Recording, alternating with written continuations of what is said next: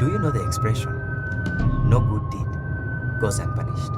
If you have not watched his short film, The Girl in the Yellow Jumper, by now, then you probably have heard of his name, Loukman Ali. When I was about 5, I must have watched either The Thin Red Line or We Were Soldiers, one of those films. And it was, I don't know how to explain it, but I saw something that blew my mind. Like, I couldn't believe that I was watching a war in a box. One would say Loukman became popular after American production company Netflix contacted him for his film, which premiered on the subscription streaming service 2 days ago.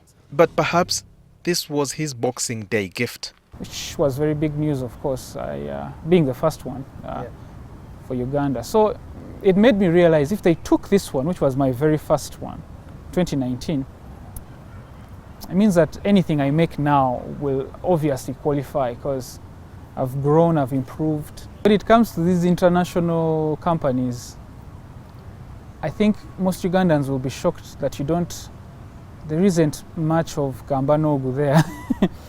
It's kind of the work that speaks for you. So how it ended up there, I made a really nice trailer and it made its way around and it got to all these different people I didn't know about.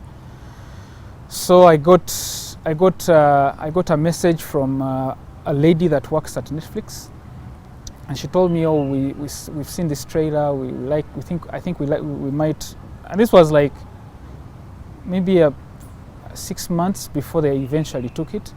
Whereas it was a surprise, Loukman says he is a cinematographer with more than a decade of experience on his hands and could now be reaping from years of practice.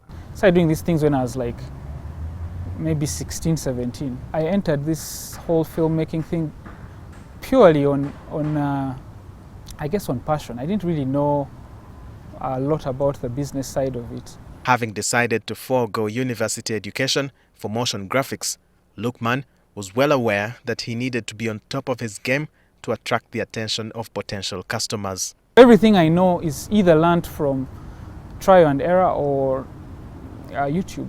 I knew deep down that the only thing I had to do was to try and do things that were of quality that's worth paying for. And I knew that, of course, that would take time. I'm not going to get paid on my first film or whatever. I also asked him about his storyline and what triggered it. And this is his response. Stories I generally pick from like everyday life. I'm very interested in making stories from novels, these Uganda novels. I think that's the next step for me. That will be the next step for me, because I think those novels are so amazingly written. He also explains why he uses similar characters for his films. These are the people that take the work serious. They know the potential. They know what could happen. They're not just trying to be on TV. His Netflix film attracted mixed reactions, especially on social media, including some that seemed harsh. However, Loukman says he's open to criticism. I'm just trying to improve myself. My biggest critic is myself, you know. So if I make a movie, it doesn't matter how other people view it. They might be happy with it. Personally, if I'm not happy with it, then there's a lot of improvement on my end to do. I didn't know how to write then because I struggled with dyslexia. So spellings, kind of formulating sentences was quite challenging for me.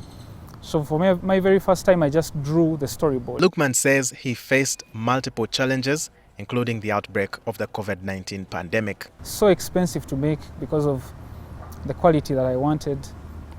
Getting all these people, you have to you can imagine running a thing that big. You have to feed all these people, you have to transport all these people. You have to do so many things.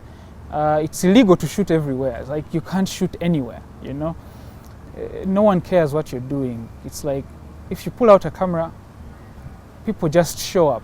We are from KCCA, what are you doing? We are from police, what are you doing? He envisions a much better film industry, especially if challenges are resolved. Quality-wise, the quality of storytelling, all these things, I'm striving to make sure that there's no difference. And I think once we get to that level, there won't be a reason why a Ugandan actor can't get paid $1 million. Loukman is the man on form right now, But the commercial film industry is pioneered by Ashraf Simogerere, who sold his first movie in the UK in 2005.